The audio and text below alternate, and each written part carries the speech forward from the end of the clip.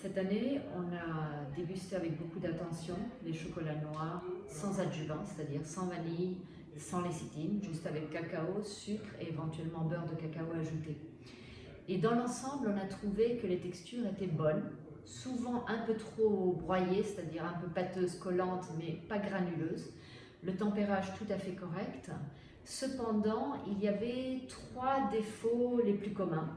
Les plus communs, c'était des cacaos avec des notes qui probablement venaient de la génétique, un peu caoutchouc, métallique, médicinal. Des chocolats où les cacaos ont été trop torréfiés, donc un peu aplanis, ils perdaient leur personnalité. Et aussi des cacaos qui étaient surfermentés, qui avaient des notes un peu putrides. Donc ça, c'est vraiment les trois défauts les plus communs cette année. Et dans certains cas, nous avons eu des chocolats qui nous ont impressionnés positivement, sans être extraordinaires. Ils étaient au-dessus de la moyenne.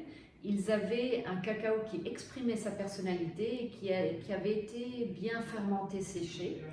Et ils pouvaient être encore améliorés, mais déjà avaient le potentiel d'être exportés et d'entrer dans le marché du chocolat spécialité.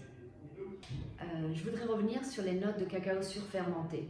Là, on fait référence aux notes qui rappellent un peu la putréfaction, le bacon, la viande grillée, la friture.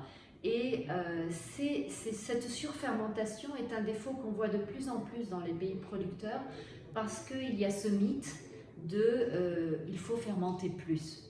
Et finalement, quand on veut fermenter plus, on finit par fermenter trop.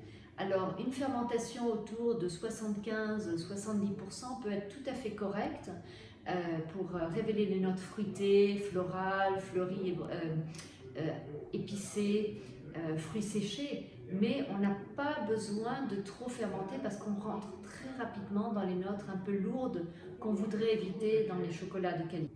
Et je voudrais profiter à vous tous de vous rappeler qu'il est tout à fait possible de faire des chocolats juste avec deux ingrédients. Déjà, le beurre de cacao est cher. Le beurre de cacao dans les pays producteurs est souvent un produit qui malheureusement a du mal à être conservé dans les bonnes conditions à cause de la chaleur, l'humidité et qui peut peut-être contaminer votre chocolat à la fin. N'hésitez pas à expérimenter la fabrication du chocolat juste avec deux ingrédients. Pour les cacaos qui ne sont pas trop fermentés, il est important de voir que chaque génétique va avoir sa personnalité, son potentiel différent, mais aussi il faut faire un travail de recherche de fermentation et séchage, le bon protocole, combien de jours de fermentation, quel brassage, à quelle température, pour développer le potentiel optimal de ce cacao et pas simplement se réduire à faire une test de coupe et voir le pourcentage de fermentation. C'est pas ça qui va vous donner le potentiel de votre ingrédient.